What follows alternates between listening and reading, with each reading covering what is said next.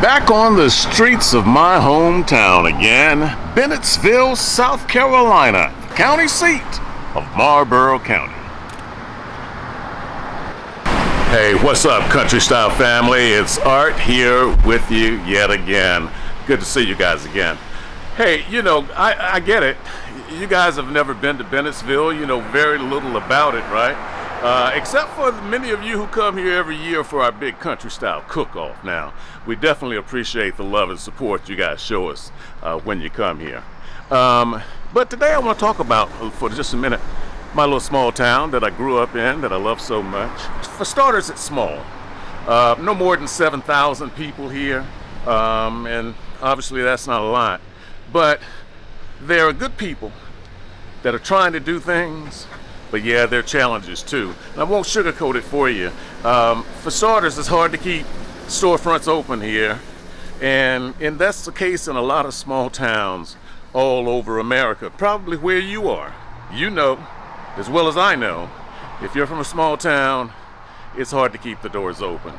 But people are trying, they're working hard, and we all get by with help and support of our friends, right? Bennettsville is no exception to that. Even though you got good people working and doing their best, which brings me to the point I want to make right here, okay? Let me take a seat. We got good officials, people who are working and trying to make things better. We want you to know we support you and we're doing our best to help, but we're counting on you to make things better. Okay, now that I got that out of the way, that's not what the video is about. No, the video is about something completely different. Listen, right here in Bennettsville is a nugget of history that few people knew about unless you grew up around here, okay? It's an area, a little district, that really defied the odds for African Americans in this town back in the day. I mean, really defied the odds. It's called the Gulf. Don't know if you've ever heard of it. But if you want to know more about it, well, you're in good shape today. Because this video is about the history of the Gulf in Bennettsville, South Carolina. You want to learn more? You want to get educated? Well, come on. I'm going to walk you on over there. And we're going to find out. Country style. Move! Go.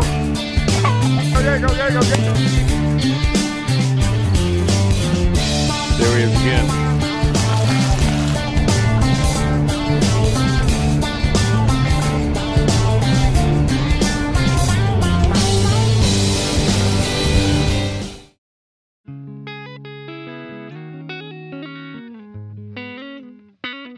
If you've ever taken a moment to just sit back and look at all the old photographs from way back in the day, and just pay attention really, you'll find that there's a story in every picture. And if you're like me, it's kind of fun to see how our parents and grandparents grew up and lived. And there is a theme. Whether they were in Mississippi, Alabama, South Carolina, or Timbuktu for that matter, our ancestors took pride in rising above their circumstances in some very tough times. They worked hard, they prayed hard, and yeah, they played hard too. And for blacks in Bennettsville, they did that right here in this corridor called the Gulf. It's really just a couple of blocks. These buildings right beside me here, this is the Gulf, just right across the street from the courthouse building. But it's called that because of the Gulf gas station, which was established somewhere around 1930. And the Gulf gas station sort of became the rallying spot where people would gather. But can you imagine? We're told that on the weekends, right here, right where I am now, 200 to 300 people would be out here on these streets. African Americans congregating, talking about the issues of the day, having fun, meeting in the restaurants, the juke joints, and getting their party on. Can you imagine that? Mama and Papa and them out here having fun. Now, this is a picture of my mama and papa. This is James Arthur and Sarah Fennell. This picture was dated back around the 1940s. And so I'd have to imagine that it could have possibly been taken right here in the Gulf, because they did photos down here as well. Just saying, the Gulf was a lively spot. Because for about 100 years, from about 1876 all the way to 1976, the Gulf was thriving. And yeah, if these old bricks could talk, what a story I'm sure they could tell. But Carolyn Prince, a native of Bennettsville, the former mayor of Bennettsville, and a descendant of Gulf ancestry and an official Gulf historian, knows this story all too well. This is called Discovering the Gulf, written by Jerry Kendall, and it covers the history of the Gulf by people such as my Uncle Jonas T. Kennedy and other people in the community about how the Gulf thrived during segregation. Everything we needed, African American people, Negroes, from a haircut, a chicken sandwich, a doctor, a lawyer, a pharmacy, was found in this block and a half called the Gulf. Right over your shoulder. Right over my shoulder. And it didn't start at the corner of Liberty and Market. It started back where you see the Plaza building behind me. Mm-hmm. On that spot was the place where my great-grandfather, J.T. Thomas, had a hotel and a dry goods store. We have things like an auto repair shop. There was a grocery and eating house, a dentist's office, the breeding house, where teachers were housed during segregation. And on the pad behind me was an old-fashioned gas tank. So this is where the gas station was. This is where the gas right station was, right on the pad. And it was like a lean-to. And this is how the Gulf got its name, because meet me at the Gulf, which means meet me at the gas station. And the pump would have been right over here. Yes. On that pad right there, right on this corner. Right. This right here is what's left today of the original concrete foundation from where the Gulf gas station was located. So this corridor, this was it. Yes. What all was over here? This is what started. Now this is the block where the Gulf area really started. This first building here to my right, the green building, which is now Realtor Shop, is the original building for the Workers Enterprise Bank. John Wesley Thomas had this built when the bank was chartered. He and Sawyer and C.B. Breeden were the men that started the bank. Yeah. This is the Plaza building now, but the original building on this spot was owned by J.W. Thomas. He had a dry goods store and a hotel on this spot. There was a hotel out here? Yes. And anybody coming to town, any black people coming to town and didn't have any relatives to live with, they checked in this hotel. So you can see how some of the older buildings, the theater over the street, across the street. The theater was over here? Yes, that's it. That's the original building right there. Here was the theater? Yes, that's the Lincoln Theater. If you think about it, it's what, about a 2-block area? Yes. It's about a 2-block area. Yes. This is the little corridor, and you can tell these buildings have some age on them. Right. But on the weekends, can you imagine, what, 200-300 people out here? Yes. How did they do that? Because different times, if you had business to take care of at the post office or the doctors or needed a haircut, you would come earlier during the day. But in the evening, you want to go to the movies, get some food, go dance. Now, of course, as you said, you had to have a barbershop. Yes, and this was the road. This is the barbershop. These are the barbershops. There used to be 3 or 4 different barbers at the same time. Everybody had their favorite barber that they would come to. Ah. Yes. Now, around the corner on the lower part of this building is where the CBC group met. Oh, this is where they would meet? Yes. And this is where the speakeasy was, the juke joint? That was upstairs. That was upstairs? Yes. But they talked politics and local things during that time. You want to walk around the back? Sure. All right. You know what? Standing here when you can really see it from this vantage point, really takes you back. You know, it's almost like you can feel, you know, the presence, you know, and your mind is going back to what this used to be like. And how important it was to the community. Yeah. The men who had the resources to be able to help them solve problems or refer them to the best people to help them with anything they needed to get done. Yeah. Yeah. You know, there's one other thing I want to see. What?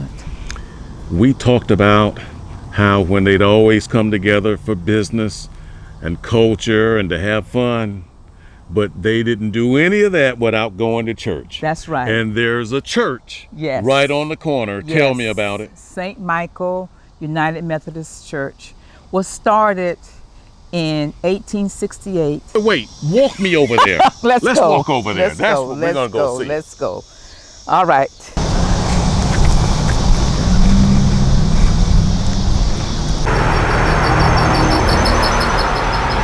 And the men built the church. It's an attractive church. It's a very beautiful church. Historical. Historical. And now it needs repair. In severe time, it does need repair, and we never were able to get the money to get it repaired. Yeah. Somebody out there may be able to help us. Right. You know, Yes. this is Yes. a great historic church. Yeah. Cornerstone block. Trustees, E.J. Sawyer, chairman.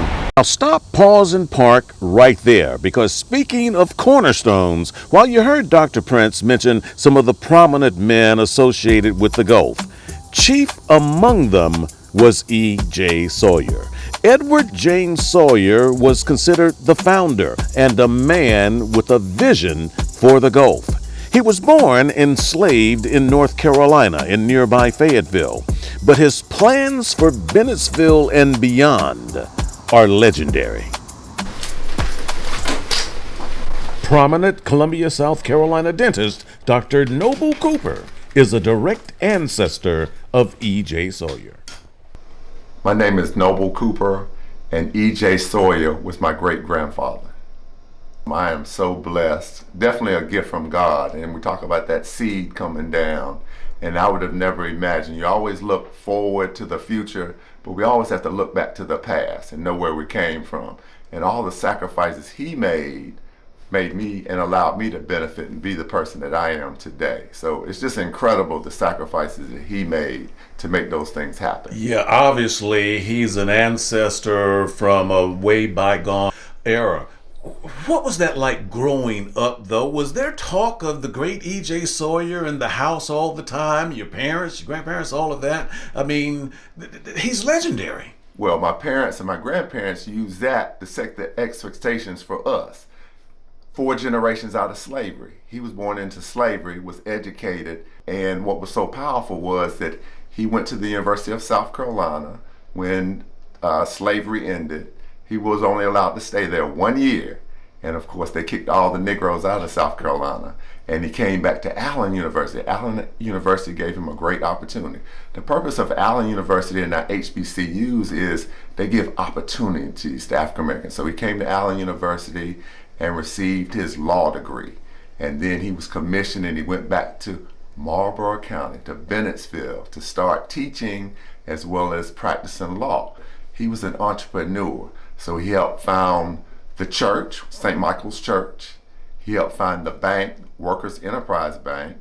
He helped found the newspaper, which was the PD Educator. So all those things he was a part of. And he carried the mail. He was the postmaster. And that's what he's most celebrated about, is being the first black postmaster. So E.J. Sawyer was the embodiment of Reconstruction. Dr. Bobby Donaldson is one of the foremost South Carolina historians. He says E.J. Sawyer's place in South Carolina history and the history of the Gulf is profound. First of all, he becomes an educator. He begins to train a generation of people the same way he was trained. But education was not enough for E.J. Sawyer. So here is this teacher deciding, you know what, I'm going to channel my energies and my intellect to building our community. And he begins to build institutions, some of which are housed in the Gulf. So this formerly enslaved person goes home, starts a school, becomes the principal, starts a grocery store, starts other businesses. In the span of a few decades with his community, he's building institutions. Let me repeat it again. School, grocery store, bank, newspaper, all in this small little dot on the map called Bennettsville. Tiny little bit. That's what you call a Renaissance man. Absolutely. A man of many skills and ambition. Tulsa, Oklahoma, the Black Wall Street immediately comes to mind because that's the story everybody knows. Right. The area where African Americans rose up and built their own and so forth and made it so prominent that it is now still renowned. But now we're finding out that in tiny little places like Bennettsville and many others, Columbia and many others, there were other Black Wall Streets, just much smaller. Wouldn't you agree? Of course. Wherever there were black people, there was black genius, and there was black creativity. There was black enterprise. It had to be. Otherwise, they would not have survived. So many of us know about the Black Wall Street, many of us know about Tulsa, but Tulsa is replicated across the South. And my theory is that wherever there is a concentration of black people, you have black genius. Man, what's the bigger picture here? What's the bigger lesson we can learn as we look back at what our ancestors Well, one thing to note is whether it's Tulsa, Bennettsville, downtown Columbia, what we now see as the location of the black business district is just a fraction of what it was. Regrettably, so much of these thriving spaces have now been erased, sometimes intentionally, sometimes deliberately, sometimes just simply with the span of time. And in some ways, these gulfs, the Tulsas, are symbols of what was lost and what we need to work to gain again. Today we talk about black enterprise as though it's a new concept. No, not at all. There are lessons to be learned about the E.J. Sawyers, who built the gulfs, but who also helped shape the National Negro Business League, helped to build banks, helped to train a generation of people about how to succeed and survive in the face of insurmountable odds, seemingly insurmountable odds. So part of what we have to do is almost recreate through documentary, recreate through oral history, talking to people about what made these spaces so important and significant, and what lessons can be drawn from them. What might we today know about black leadership? What might we today know about black enterprise, about black creativity, and about black people creating a space for themselves where they thrive socially? Wow. So now you know the story of the Gulf in Bennettsville, South Carolina. Man, that's why I love doing stories on Country Style, because heck, I learn a lot myself, including in this report how this Gulf gas station was founded by Bud McLeod and is likely an ancestral relative of mine. There you go. Hey, that's going to do it for this episode. Hope you learned something. Until the next episode, go have some fun, everybody. Country Style.